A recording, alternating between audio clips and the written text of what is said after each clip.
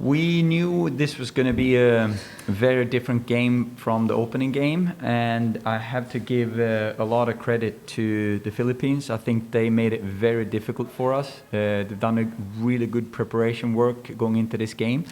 I think we were able to stay focused and not get frustrated. What can happen in a game like this is when you create that many chances that we did in the first half, and the stats says that we should be up 3 to 4-0, and you don't get those goals, you can tend to sometimes lose your head and get frustrated. We talked about that in halftime and say, yes, stay focused on what we're doing, keep doing it, yes, doing it faster than in the first half, and the players come in with a conviction and a confidence in the second half that they knew that when the first goal comes, it's probably going to come the second and the third and the fourth, and so it did. And the other thought is I'm really happy how some of the things on the training ground in the pre-camp in Dubai have paid off in both these games. Again, we scored 2 corner goals, so we're deadly on corners. We're really, really good on corners, and all the work that the players and the staff have done, I'm really happy with. Thank you, Coach. And we have a bunch of questions flowing in from the media, so I'll take them one by one. Firstly, what do you think, and this has been asked by multiple journalists from the Philippines, but what did you think of your opponents today?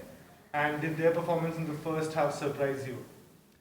No, actually it didn't surprise me because I saw them against Thailand, and I think they impressed me already then. And we showed some video to the players to make sure the players also understood what we were going to face. They're really well organized. You can see that they spend a lot of time together. They probably have a very long prep time compared to some other teams in this tournament because they're organized almost like a club team, very synchronized, which I'm impressed with. But also the fighting spirit, like they didn't shy away from a tackle, and they made it a tough game for us. So I'm really impressed. Joey Lynch from The Guardian asks, the side looked like it was becoming quite reliant on long balls and crosses as the first half wore on, and it eventually took until the 51st minute for your first goal, which was from a set piece. Are you concerned about the difficulties your side had in breaking down the set defense? Not at all, actually. I disagree on that comment. I think there's a lot of variation in our attack. We've sharpened our central combinations. There's 3 really, really good sequences in that first half when it's central combination and we get in behind the back line. Philippines did it good to deny some of that and forced us out wide.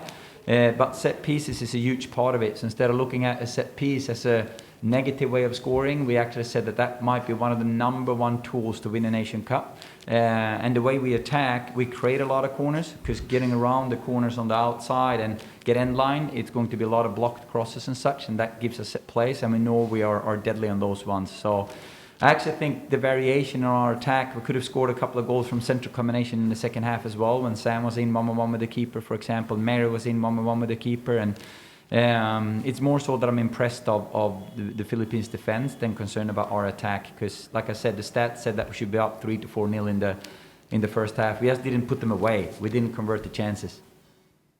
Thomas Pombart from the Inner Sanctum asks, it was Sam Kerr again who was really, really good. How special a player is she, and how does it feel to coach a player of her caliber? I've said that from day one, that I'm really appreciative that I can be a small part of Sam's amazing career.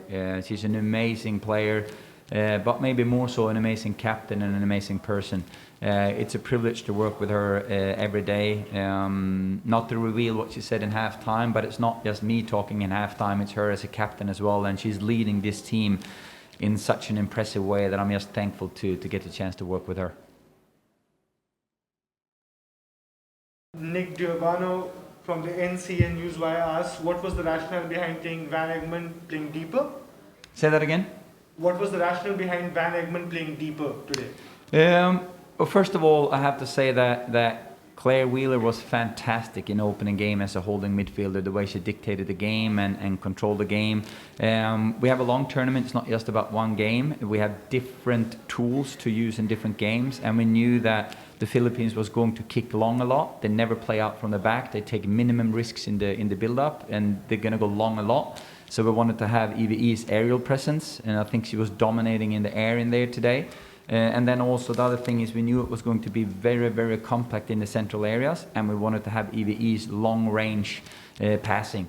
But there's also another reason we wanted to open up for Tamika Yallop to come onto the park, because her penetrating runs through low blocks is very efficient. So there's different reasons for it, and it has nothing to do with Claire not being good, because she was brilliant in the first game.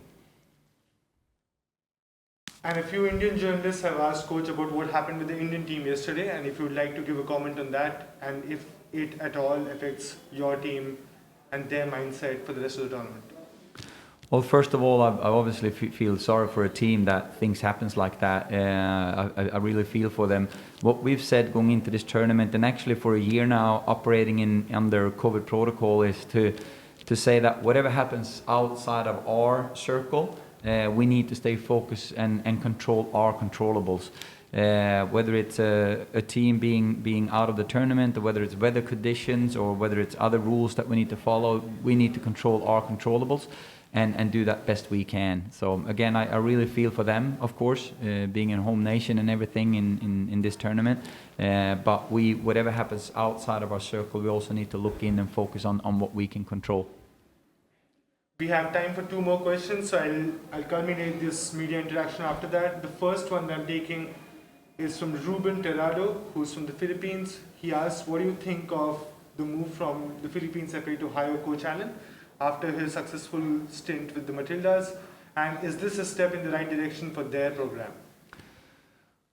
I don't know too much about the program historically. What I see though on the park now is a team that is very well organized. I see a team that play for the country with pride. They're committed to play physical and work hard for each other. And I think that's a really, really good thing for a team. So like I said, I'm really impressed with where they are, and I think some teams need to watch out for them in this tournament. And a final question from the Dugout Philippines. They say, how are you going to approach the match against Thailand? Is it going to be a fixture which you'll use to rest some of your key players, or is it going to be any regular fixture for you? We're going to treat that game the same way we've done with these two, meaning we had 2 main targets, main goals with the group stage. 1 was to win the group, and 2 was to get out of the group with as many players as possible available and peaking physically and mentally going into the playoffs. Now we have secured a spot in the playoffs, which is good. We have almost secured the first spot. A tie in the last game would be, securing the first spot. We're going to do that in a way where we make sure we have as many players as possible available for the quarterfinal, but also peaking. So we're going to have a long meeting with the sports science department and our SSM team to see which player needs playing time to peak in the playoffs, and who we might need to protect. Like today, for example, we protected a couple of players that had a minor things, so we didn't want to risk them, and that's what we've done from first day.